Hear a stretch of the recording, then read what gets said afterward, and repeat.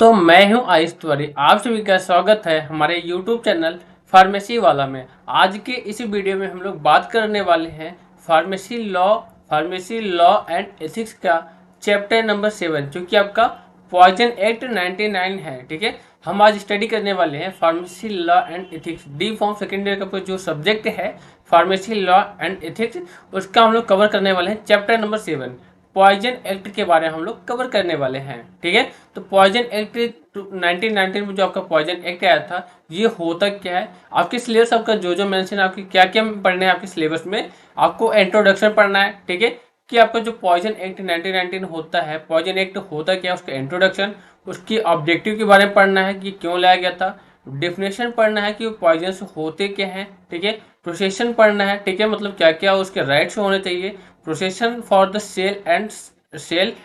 Of the any poisons. ठीक है, sale of the any poisons, जो आपका प्रोसेशन है, क्या क्या राइट्स होने चाहिए कि आप कोई भी पॉइजन या उसकी कोई भी सब्सटेंसेस को आप सेल कर सकते हो या बेच सकते हो। ठीक है, उसके बाद आपको पढ़ना है इम्पोर्ट ऑफ पॉइजन, कि पॉइजन के इम्पोर्ट करने के लिए क्या क्या रूल या रेगुलेशन आपको चाहिए होता है। ठीक है, तो चलिए दोस्तों, अभी तक आप हमारे अगर चैनल को सब्सक्राइब नहीं किए हैं तो प्लीज़ चैनल को सब्सक्राइब कर लीजिए, जिससे आने वाली सभी वीडियोस के नोटिफिकेशन आपके पास पहुंचता ही रहे। ठीक है, अगर आप हमारे चैनल पर नए हैं तो प्लीज़ चैनल को सब्सक्राइब करना बिल्कुल ना भूलें। तो चलिए दोस्तों, वीडियो को शुरू करते हैं।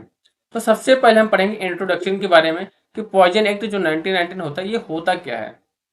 ठीक है, the poison act 1919 was the pass the regulate the import, procession and the sale of the poison in India. जो पॉइजन एक्ट था वो पास किया गया था 1919 में, किस लिए? कि रेगुलेट करने के लिए हमारे जो इंडिया में जो इम्पोर्ट हो रहे हैं, जो भी हमारे प्रोसेसन हो रहे हैं, सेल हो रहे हैं पॉइजन का, उसके बारे में एक रेगुलेशन लाया गया था। ठीक है, the central government and regulate the import of the poison in India, the state government regulate the make the rules for the procession and sale of the poison in their area. जो हमारा central government होता है, ठीक है, जो central government होता है, एक रेगुलेशन प्रोवाइड करता है, रूल या रेगुलेशन प्रोवाइड करता है, रेगुलेट करता है the import of the poison in India, कि इंडिया में हमारे पॉइजन का कैसे इंपोर्ट करना है, कहाँ पे इंपोर्ट करना है, क्या क्या गाइडलाइंस होगी, वो सेंट्रल गवर्नमेंट करता है। ठीक है, बट स्टेट गवर्नमेंट क्या करता है, वो भी रेगुलेशन करता है, वो भी रेगुलेट करता है। किस लिए? एक रूल बनाता है, किसके लिए? For procession for the sale of poison in their area. वो अपने एरिया, अपने स्टेट में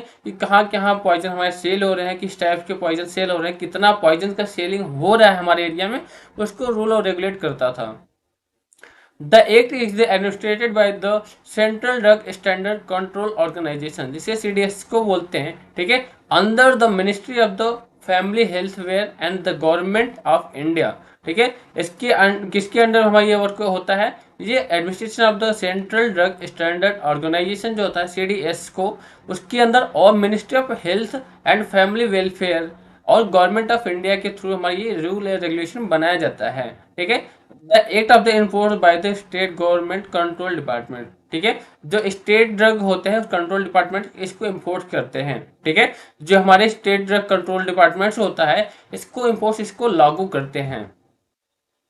अब इसका क्या क्या ऑब्जेक्टिव था, क्या थे ऑब्जेक्टिव, क्या था पॉइजन एक्ट 1919 का। ठीक है, 1919 में आपका जो पॉइजन एक्ट आया था, 1919 में आपका जो पॉइजन एक्ट आया था, उसके क्या क्या ऑब्जेक्टिव थे, क्यों ये लाया गया, क्या जरूरी था यहाँ पे लाना इंडिया में, या जरूरी नहीं था, तो क्यों उसलिए लाया गया था, उसके बात हम करेंगे। The poison act 1919 in India has the following objective, उसके कुछ ऑब्जेक्टिव हैं, कौन कौन से हैं? To regulate, control, import, procession and sale of the poison in India. ठीक है, इंडिया वो रेगुलेट करता था और कंट्रोल करता था किस चीज़ पे, कि इम्पोर्ट कितना है, हमारे जो पॉइजन के इम्पोर्ट्स कैसे हो रहा है, उसकी प्रोसेसन कैसे हो रही है, उसको सेल कितना किया जा रहा है इंडिया में, उसको एक रूल रेगुलेशन, एक कंट्रोल करने के लिए एक्ट लाया गया था। ठीक है, सेकेंड है to prevent suicide using the poison. हमारी जो सुसाइड होती थी, ठीक है, सब जहर खा के जो सुसाइड करते थे, उसको प्रिवेंट करना, उसका रोकथाम करने के लिए ये लाया गया था एक्ट। ताकि कोई लोग जो है पहले जो बहुत ज़्यादा ही हर जगह पॉइजन ही पॉइजन आपको मिल जाता था, ऐसे चूहा हमारे घर में किसी भी हर जगह घर घर मिल जाता था, तो उसको प्रिवेंट करने के लिए, उसको रोकथाम करने के लिए, कि किसी को अब आप लेने जाएंगे तो बहुत ही लिमिटेड अमाउंट में मिलता है। ठीक है, पॉइजन, और वो भी सबको पॉइजन नहीं मिलता है, जैसे किसानों को दिया जाता है चूहे की वजह से, या उसके जो कीट मकोड़े होते हैं उसको ख़त्म करने के लिए, वहाँ भी उनको भी लिमिटेड दिया जाता है। ठीक है, And third occur to provide the regulation, manufacturing, stock, sale and use of the certain drug contain the cosmetic है एंड द पॉइजन, ठीक है, वो सभी प्रोवाइड करता था, रेगुलेशन प्रोवाइड करता था मैन्युफैक्चरिंग के लिए, ठीक है, जो मैन्युफैक्चरर्स होते हैं जो स्टॉक करते थे या जो सेल करते हैं, ठीक है, जो पॉइजन की सेल करते थे या सर्टेन यूज करते थे हमारे जो ड्रग जो कॉस्मेटिक होता है जिसमें पॉइजन होता है, उसको एक रेगुलेशन प्रोवाइड किया जाता था इसके अंडर।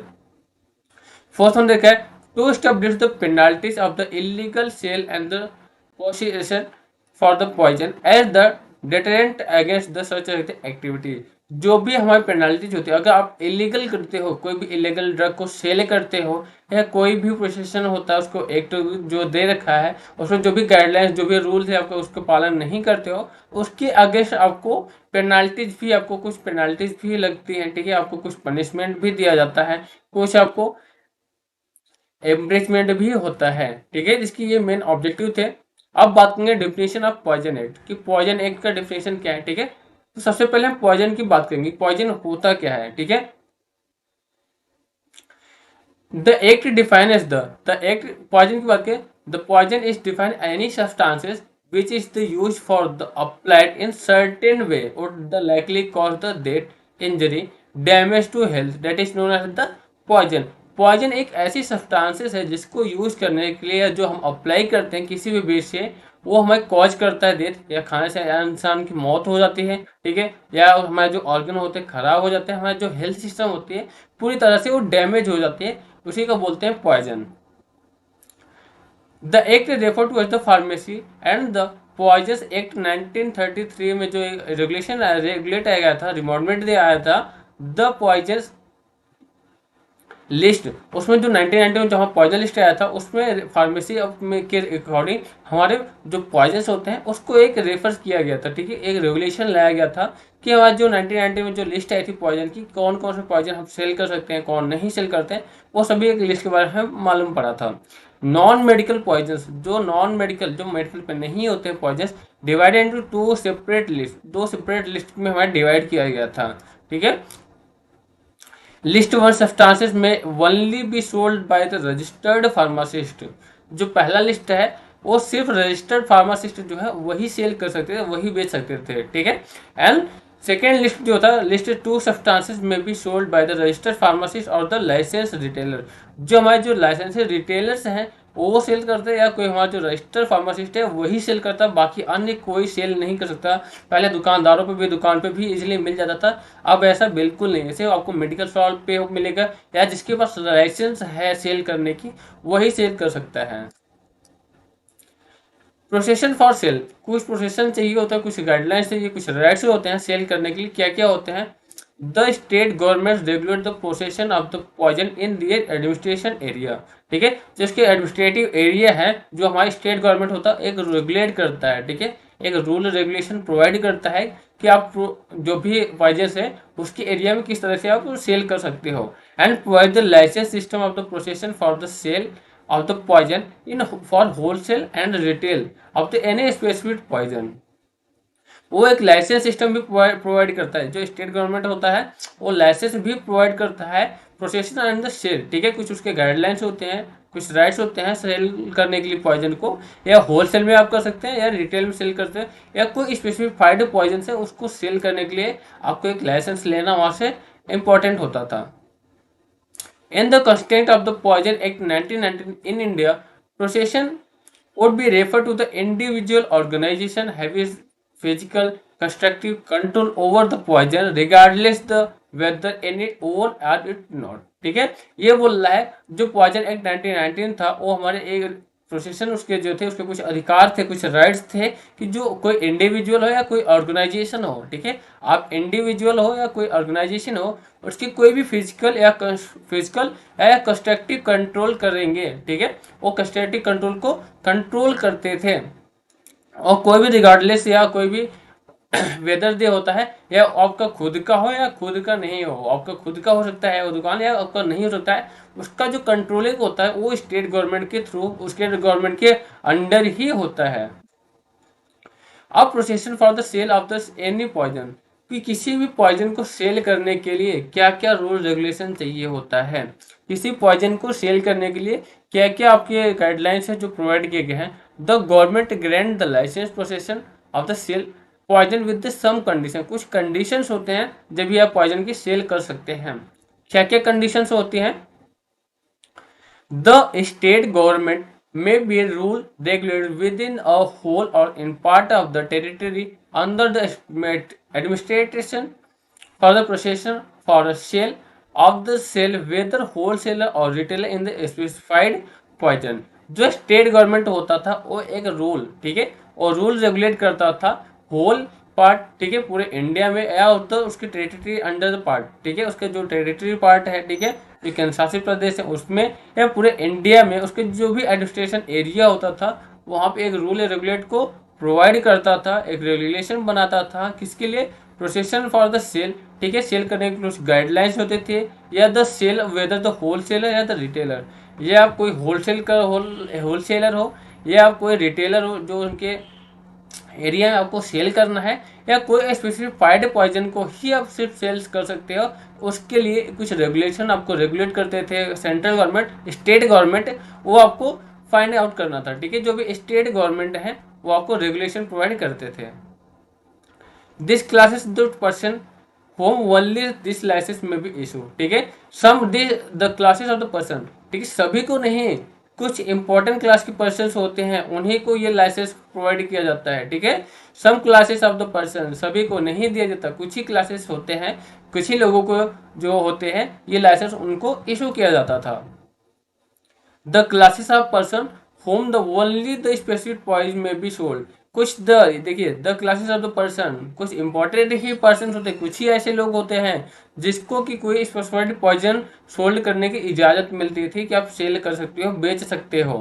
ठीक है, कोई पर्टिकुलर इंसान को, हर इंसान को नहीं होता था कि आप भी ले जाओ, आप भी सेल करो, आप भी ले जाओ, आप भी सेल करो, ऐसा नियम नहीं है। The maximum quantity of the specific poison for sale in the single person, ठीक है, वहाँ पे कुछ ऐसे रेगुलेशन भी थे कि किसी भी स्पेसिफाइड पर्सन को, किसी पर्टिकुलर इंसान को आप कितना सेल कर सकते हो, ठीक है, अगर कहीं ज़्यादा ले रहा है, पॉइजन ज़्यादा खरीद रहा है तो कहीं ना कहीं उसका कुछ गलत यूज़ कर सकता है, मिस यूज़ कर सकता है, इसके लिए उसकी मैक्सिमम कुछ गाइडलाइंस है कि इतना ही पॉइजन वो ले सकता है, उससे ज़्यादा पॉइजन वो खरीद नहीं सकते, आप भी बेच नहीं सकते, वो खरीदने को कितना भी खरीद सकता है बट आप बेच नहीं सकते, ठीक है। एंड क्या the poison should be in the safe custody and the proper labelling container और the covering holding of the poison for sale, आप जो पॉइजन सेल कर रहे हो उसकी प्रॉपर कस्टडी होनी चाहिए, सेफ कस्टडी होनी चाहिए, उसकी प्रॉपर लेबलिंग होनी चाहिए, उसकी कंटेनर को बहुत अच्छे तरीके से उसकी क्या होनी चाहिए, कवरिंग होनी चाहिए, उसकी होल्डिंग बहुत अच्छी तरीके से होनी चाहिए। The safe custody of the poisons and the labeling with the vessels, a packet, covering and the poisons is the sole process for the sale। आप कोई भी अगर सेल कर रहे हो तो उसके भी कुछ लेबलिंग होने, जो सेल करते हो, सेल करने के बाद भी आपको उसकी सेफ कस्टडी करनी चाहिए, ठीक है, उसकी जो पॉइजन से अच्छे से लेबल करेंगे, पॉइजन को अच्छे से लेबलिंग करेंगे, उसके अच्छे से पैक करेंगे, अच्छे से कवर करेंगे, उसके बाद ही आप उसे देंगे, ठीक है। The maintenance of the sale registered by the seller, ठीक है, अब सभी जो सेल कर रहे हो, ठीक है, सेलर के जो सेल कर रहे हो उसका एक मेंटेन करोगे रजिस्टर, ठीक है, कि आप किसी पर्टिकुलर इंसान कितना दे रहे हो, ठीक है। अब आप कहीं अगर पॉइजन लेने जाते हो तो सबसे पहले आपका आधार कार्ड मांगा जाता है, आपके डिटेल्स मांगे जाते हैं, आपके डाटा मांगे जाते हैं, उसके बाद ही आपको दिया जाता है कि आप ले जाइए, पॉइजन को ले जा सकते हैं, ठीक है, वो अपने रजिस्टर में मेंटेन करते थे। बाद में कोई हो जाता है कि मिसयूज करता है, सबसे पता चल जाता है कि हाँ किस एरिया में कौन इंसान है जो पॉइजन को कितने अमाउंट में ले गया है, ठीक है। इंपोर्ट ऑफ पॉइजन, कि पॉइजन को इंपोर्ट कैसे कर सकते हैं, import of the specified poison is the allowed only under the accordance of the condition of the licence, ठीक है, जो लाइसेंस आपको प्रोवाइड किया गया है उसके अकॉर्डिंग ही आप पॉइजन को इंपोर्ट कर सकते हो। द सेंट्रल गवर्नमेंट में भी regulate the grant such as the licence, जो सेंट्रल गवर्नमेंट होता है, जो हमारे केंद्र शासित, जो हमारी केंद्र सरकार होती है वही रेगुलेट करती है हमारे जो ग्रांट और जो लाइसेंस होता है कि आप इंडिया में या स्टेट में कहाँ पे आप कितने पॉइजन को इंपोर्ट कर सकते हो, ये ग्रांट जो हमारी गवर्नमेंट होती है ये लाइसेंस इशू करते हैं, ठीक है, उसके साथ अकॉर्डिंग ही रेगुलेट करते हैं। कुछ इसकी ऑफेंसेस और कुछ पेनल्टीज भी होती है पॉइजन एक्ट के, तो क्या क्या ऑफेंसेस या पेनल्टीज होती है, If the someone violated the act, he or she will the punished with the imprisonment of for 3 months and fine up to 500 रुपये और both on the first conviction. ठीक है, अगर कोई अवॉइड करता है, ठीक है, जो रूल रेगुलेशन दिया गया उसको अवॉइड करता है, उसको फॉलो नहीं करता है, ठीक है, उसके चाहे ही और सी कोई भी हो सकता है, उसको पनिशमेंट दिया जाता है, कुछ इम्प्रीमेंट, कुछ जेल भी दिया जाता है। तो पहली बार पकड़े जाने पे फर्स्ट कन्वेंशन में आपको 3 महीने की जेल होती है और 500 रुपये की फाइन होती है, या दोनों हो सकती है कि 3 महीने की जेल भी होगी और 500 रुपये के आपको फाइन भी लगते हैं। और on the subsequent of the convention of the imprisonment 6 month under the fine 100 रुपये ऑफ द बोथ। ठीक है, सेकेंड बार, दूसरी बार अगर आप पकड़े जाते हैं, इससे ज़्यादा आप कहीं करते हो, आपकी जो इम्प्रिजमेंट है, जो जेल है, आपको 6 महीने की हो जाती है और आपका जो फाइन है अप टू 1000 रुपीज़। ठीक है, 1000 रुपये का आपका जुर्माना लगता है। ठीक है, यहाँ पे कितना था, 500 था, बट यहाँ पे आपको 1000 का और 6 महीने का जेल हो गया, दोनों हो सकता है। थैंक यू सो मच दोस्तों, आई होप आपको ये वीडियोस बहुत अच्छे तरीके से समझ में आया होगा। इसके बाद भी अगर आपके कोई डाउट्स हैं या कोई भी बातें नहीं समझ में आई है, कोई मिस हो गया, आप कमेंट बॉक्स में पूछ सकते हैं, वहाँ आपको रिप्लाई जरूर मिलेगा। तो थैंक यू सो मच। अगर आप हमारे चैनल पर नए हैं तो प्लीज़ चैनल को सब्सक्राइब करना बिल्कुल ना भूलें, चैनल को सब्सक्राइब कर लें, जिससे आने वाली सभी नोटिफिकेशन आपको मिलते जाएं, और अपने फ्रेंड्स को भी शेयर करें ताकि उनके भी प्रॉफिट हो सके। थैंक यू सो मच, मिलते हैं नेक्स्ट वीडियो में।